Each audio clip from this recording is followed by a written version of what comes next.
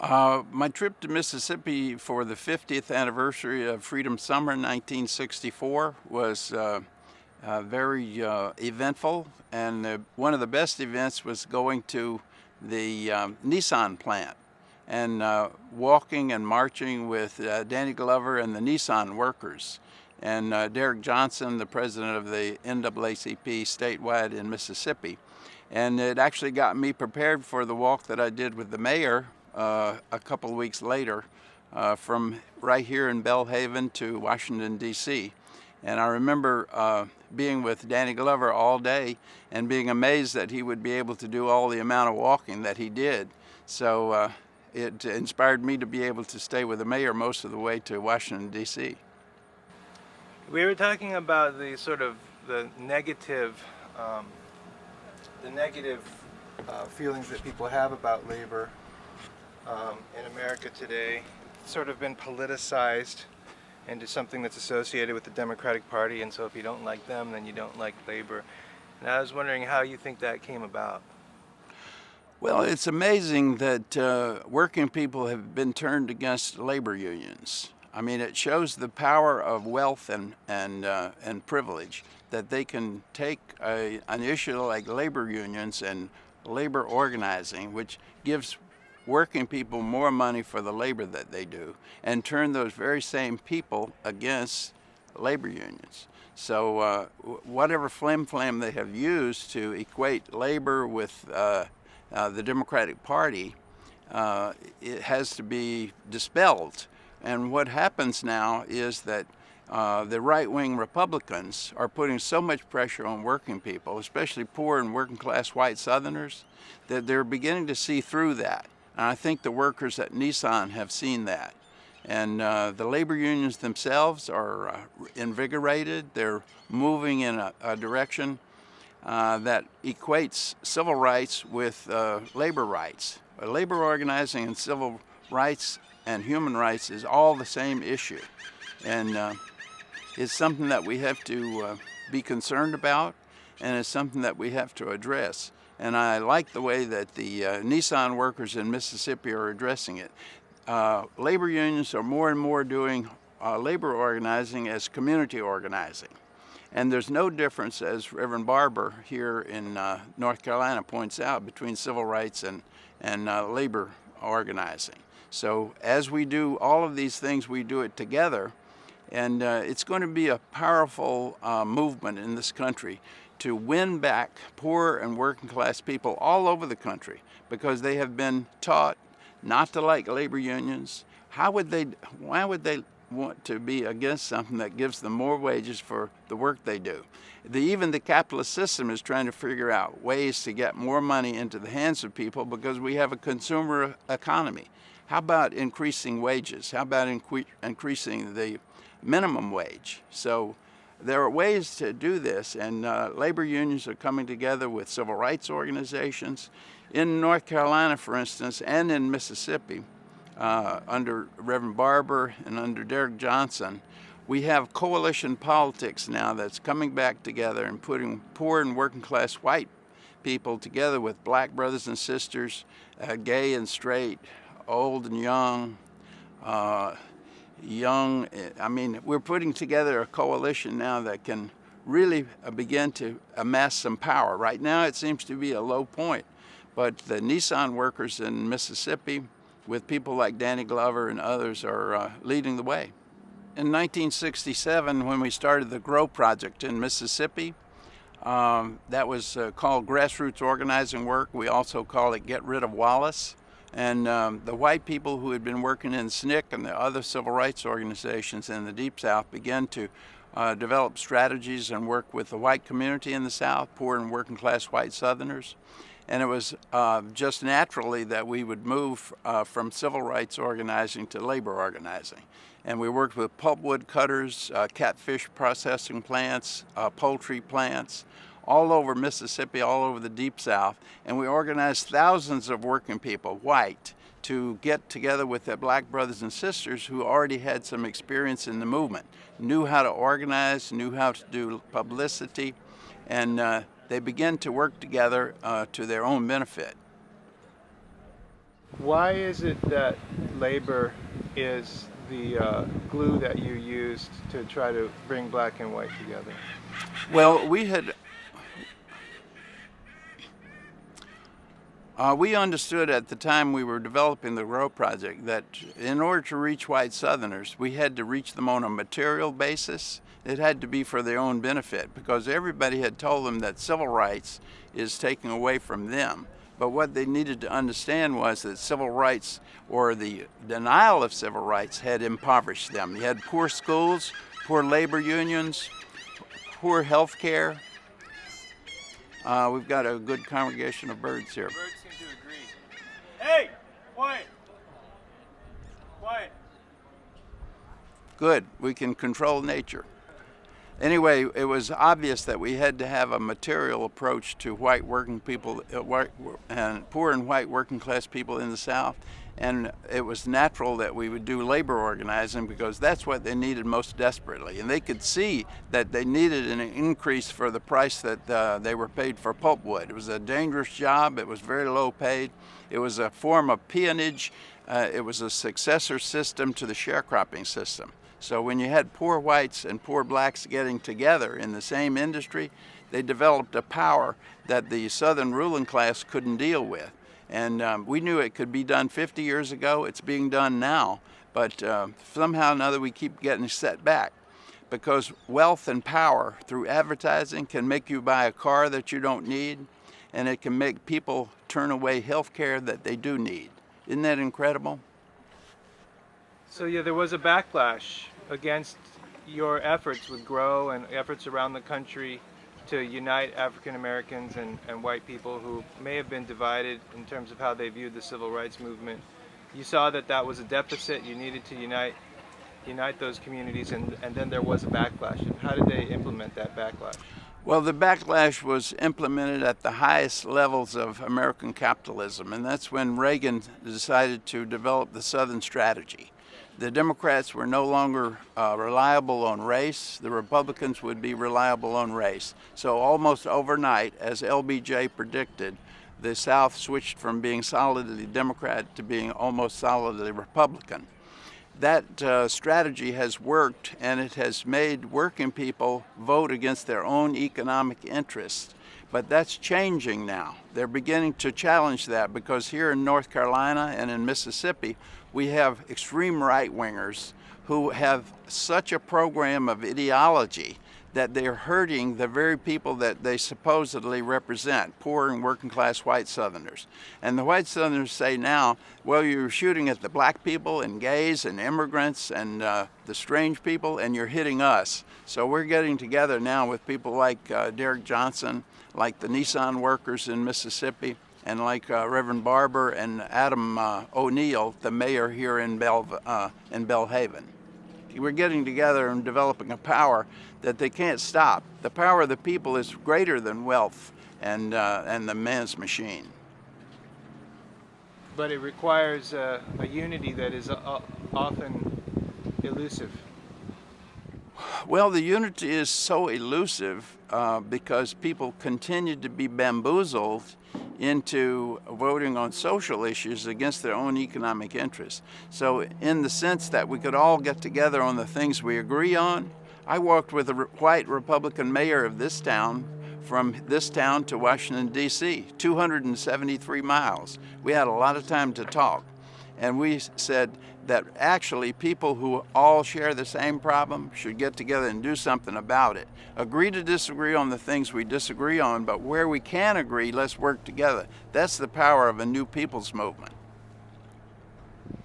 So going back to Mississippi, now that we've kind of put it all in context, maybe you could tell me just a few more details about what you witnessed with the Nissan workers in Mississippi.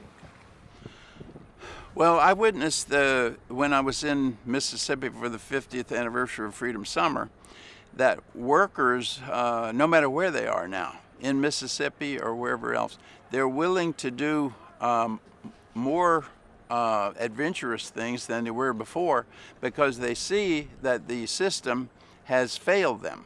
And they also see the idiocy of having working people be against labor unions. It doesn't make sense. If labor unions are to make conditions better for working people, why would working people be against it? So they have the right to work laws in the South, which we call the right to starve, and they're trying to drive wages down, down, down. The trade wages have been cut by 2/3 in a lot of the South because they broke the unions. So a lot of people remember the days of the unions when they had much better conditions than they have now. Things are much more expensive and they're making 1/3 the money. It doesn't make sense. So as they get together, they shed all of the things that separate them falsely, and they enhance all the things that bring them together. So in both of these two places where you've been active of late, you do see that breach being healed. Oh, the breach is being healed. The ruling class hasn't yet got the message.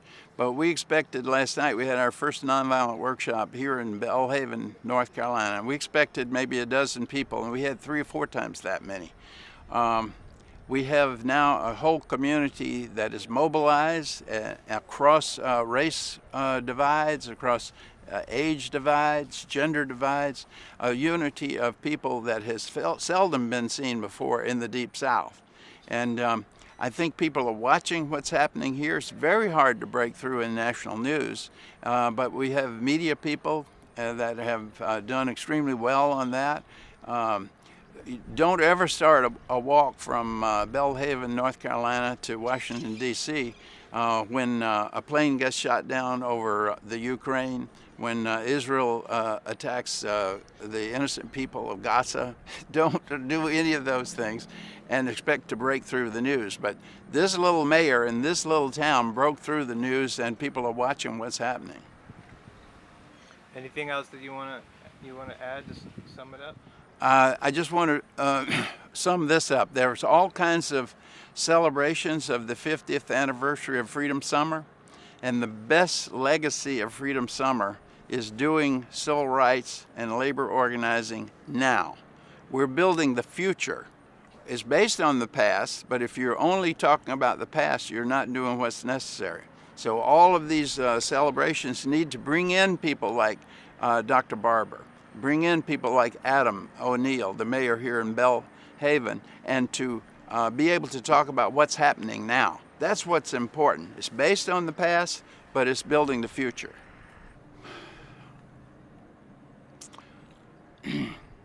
Well, one of the reasons they put so much effort into convincing people there's a difference between civil rights and labor rights, or civil rights organizing and labor organizing, is that they didn't want the labor movement to tap into the power of the civil rights movement, and vice versa.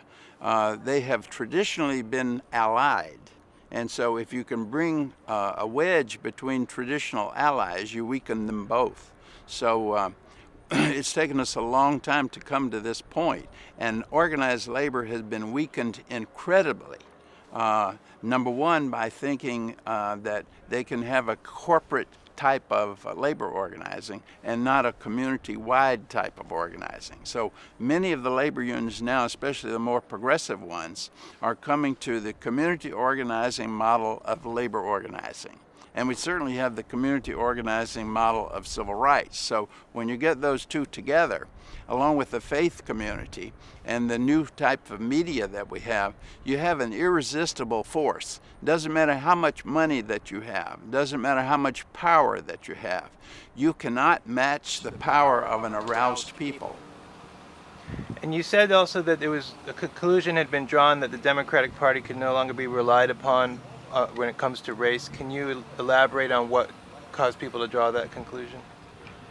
One of the reasons they drew the conclusion, the Republicans did, is that they saw that the Democrats, who had been traditionally segregationist and racist, were now becoming more like the Lincoln Republicans, whereas the Republicans were giving up their Lincoln Republicanism and becoming the party of a small, super rich, super powerful minority.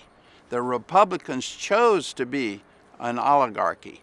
they, through the Southern strategy, they lowered wages, they injured labor organizers to the point so that they upwardly redistributed wealth in this country over the last 25 or 30 years incredibly, so that CEOs and board chairmen and so forth, they make sometimes 300 or 400 times the wage of the average worker. And democracy can't stand that. That's why Occupy and the young people brought attention to that. We woke up after 25 or 30 years and said, maybe we don't have a democracy anymore in the United States. In fact, there are scholars that say we now have an oligarchy that is made up of super rich people who no longer depend on industry or anything. Their wealth simply maintains itself, perpetuates itself, and constantly builds, not on any productive base, but only on a financial base. So what's happening in the United States is not just happening here, it's happening all over the world. One statistic that I use sometimes is 85 individuals in the world own 40% of the Earth's wealth. And we can't stand that. History doesn't stand it. It's a revolutionary period when people are pushed from one class, the middle class, down into the poor and the working class. That's always been a revolutionary situation. People are willing to do something in extreme situations they wouldn't ordinarily do. That's happening all over. As the civil rights movement, the faith community, and labor organizing comes together. But why? Hey, cut it out. Why do, I mean, I know the answer to this, but why were poor Southern whites susceptible to the narrative that the Democrats had abandoned white people? Well, they were susceptible because there were people like Strom Thurmond in South Carolina, Jesse Helms here in North Carolina, who had a demagogic approach to little people. George Wallace was the best example. George Wallace said that he was in favor of the little people, but what George Wallace did in practice as a demagogue was to put one little group, a group of small people, pit them against another group of small people in favor of super wealthy people. So he appeared to be and pretended to be a populist in favor of the little people, and he was its opposite. So this is what happens in cases where you have to use dialectics and you say something that appears one way can be the exact opposite. Like here in Belhaven, we have a health group, Vidant Health, who appear to be in favor of rural health, increasing and improving rural health, and they have become its opposite now. For corporate greed, they will injure what they have ordinarily set out to do, what they originally set out to do. So they have turned into their opposite. Well, I was just speaking of the with the the passage of the Civil Rights Act signed by a Democratic president. That sort of hinged. Oh, yeah. Most people associate Nixon with the Southern strategy. You said Reagan. I mean, he certainly capitalized on it. Yes, Reagan was the one that formalized the Southern strategy, but it was Lyndon Johnson who was finishing the program basically of Kennedy when he instituted the war on poverty, etc. And when he was brought around by the Civil Rights Movement, it was the Civil Rights Movement that forced Lyndon Johnson in '64 to support the Public Accommodations Act. Forced him in '65 to support the Voting Rights Act. And when he did that, he luckily had in the Congress some Lincoln Republicans and Republicans that he could talk to, reason with, and reach compromise with. But even when he passed those, he got through those two pieces of legislation in '64 and '65, he said, we have turned over the South for the next generation to the Republicans, and it's lasted much longer than one generation. All right, cool. All right, anything you want to say about this hospital, and anything you want to say to people who are thinking about demolishing this building here? Well, we had our first workshop last night, as we said, and we had a tremendous turnout of people. It really turned in from a nonviolent workshop into a mass meeting with singing and praying. A lot of enthusiasm, and the people are willing and ready to be prepared in nonviolent workshops to do civil disobedience. First of all, two things. Number one is to set up a 24-hour watch around the hospital so that Vidant doesn't simply destroy the hospital and have it a fait accompli and then apologize for not having a permit and doing an illegal thing.